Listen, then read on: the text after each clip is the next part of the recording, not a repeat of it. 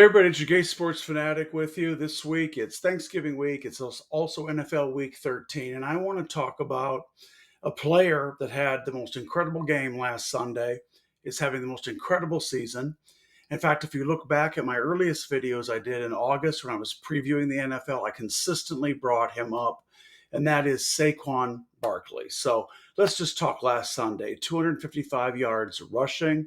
That's the highest of any Eagle running back in their entire franchise history. On top of that, he also had 47 yards passing. Let's just say it. The Eagles without Saquon Barkley would be a 500 team.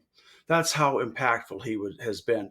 I've been saying it all year, said before the year started, that this was Saquon's time was now. He came into the league in 2018, and it's really been nothing but one disappointment after another until this year. And I know he won Rookie of the Year in rushing, but he was stuck with the Giants, a bad team, and then he had a couple really bad injuries and missed an entire year. But Saquon's time, as I said in August, is now, and he's making the most of it. So Saquon, believe it or not, is on track to beat Eric Dickerson's record in 1984 for most rushing yards in a single season, and that was 2,105 yards. That's Eric Dickerson. He's a player that played for SMU and had to take a pay cut to come to the NFL. Look into that. Anyway, next to him is Adrian Peterson.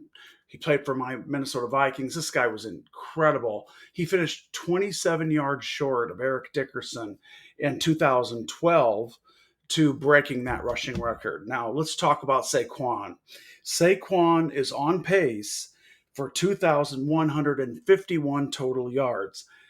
Now, I don't know if he's going to make this, okay? And this is just rushing yards. We're not even talking about the passing yards that he has. So total yards on offense. We're not even discussing that.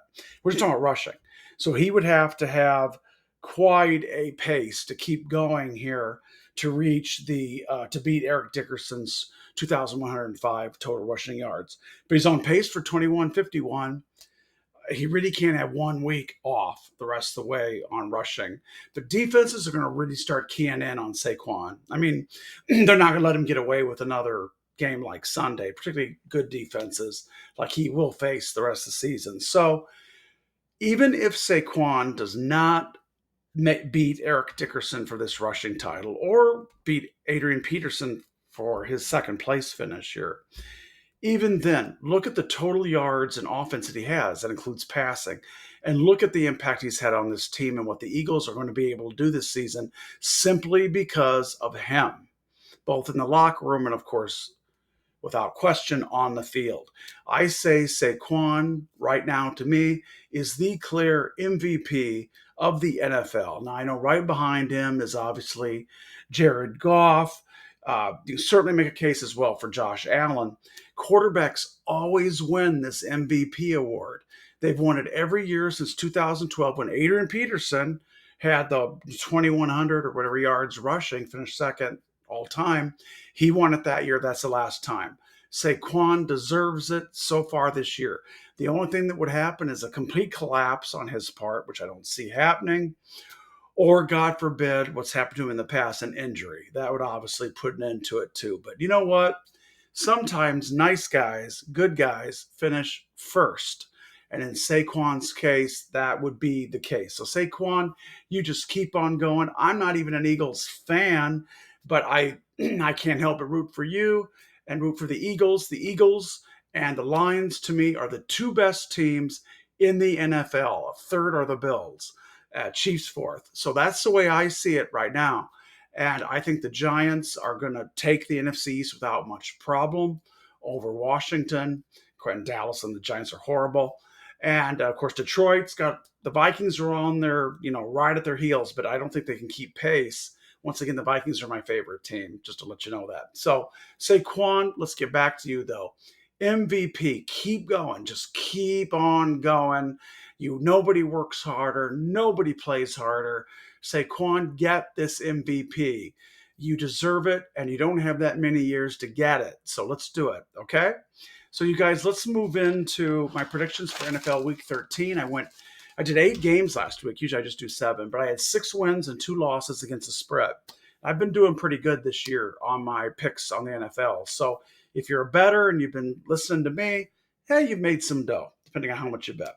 Let's start off with the best team in the NFL right now, power number 1, and that's the Detroit Lions. They play on their traditional Thanksgiving Day. The Bears, Chicago Bears, which aren't all that bad, are at the Lions. Now, I'm not taking a pick on a team here. I'm going with the over. The over is 48.5. I like that over. I just believe this is going to be an offensive game. A lot of Lions obviously score a lot of points, but I think the Bears are going to get on the board too. So take the over at 48 and a half, excuse me. Next up is the turkey. Talk about a turkey. This one's a turkey. It's the Giants at the Cowboys. Ugh. Does anybody want to win this game? Anyway, the Giants are a 4-point underdog in Jerry World against the Cowboys. I'm going to take the Cowboys for the heck of it. Somebody's got to win this turkey of a mess. I'm taking the Cowboys, and I'll throw away the 4. Next, we have the Raiders at the Chiefs. The Raiders are getting 13. They're in Arrowhead, though. But I'll tell you what, the Chiefs never beat anybody by much. I like the Raiders in the 13. Next, we have the Cardinals at the red hot Vikings. I mean, my Vikings are so red hot right now. 3 road away wins in a row. They've never done that in their history. All those Super Bowl years in the 70s, they never won 3 road games in a row. They have this year. The Vikings are a 4-point underdog. I like the Vikings and throw away the 4 to the Cardinals. The Vikings just keep on winning. Like I said, I don't think they can catch the Lions, but just keep on going. Next, we've got Saquon Barkley and the Philadelphia Eagles are at the Ravens. Wow, what a huge game this is. I cannot wait to just watch this game. The Ravens are so dangerous. I just watched them Monday night play. Guys, team is so good. They have so many weapons. But look at Philadelphia with Saquon. God, this is one of the best games of the year, by the way. This will be one of the best matchups of the year. This is a tough call, but you guys, I'm coming down. This is rough for me. This is a 50-50 call. I'm taking the Eagles, and I'm getting 2.5. So the Eagles are getting 2.5. I think that's a fair spread. If this moves to 3, grab it. Philadelphia plus 2.5 against the Ravens. Best game, one of the best games this season. Next up, it's the struggling 49ers going to the red-hot Buffalo Bills. This is going to be a blowout. The Bills are giving away 7 points. Grab the Bills, throw away the 7. Last but not least, we have the Tennessee Titans at the Washington Commanders. I keep saying Commodores some episodes. Look, I'm going to offend somebody here. To me, they're the Redskins. Look, I'm old school. Anyway, Washington is a 5.5-point favorite against Tennessee at home. I like Washington to cover this spread. It's 5.5. So take Washington, throw away the points. So those are my 7 picks. Let's see if I can keep up these winning ways here, folks. Okay, and I hope if you're relying on anything I'm saying to make money that you do. So you guys, hey, have a great Thanksgiving. Have a great holiday. Enjoy your families. Enjoy this great football that'll be on all weekend. So you guys, thank you. Be sure, as usual, of course, to like, comment, subscribe. If you think somebody else should be the MVP at this point besides Saquon, I'd like to hear that. But anyway, thank you guys very much.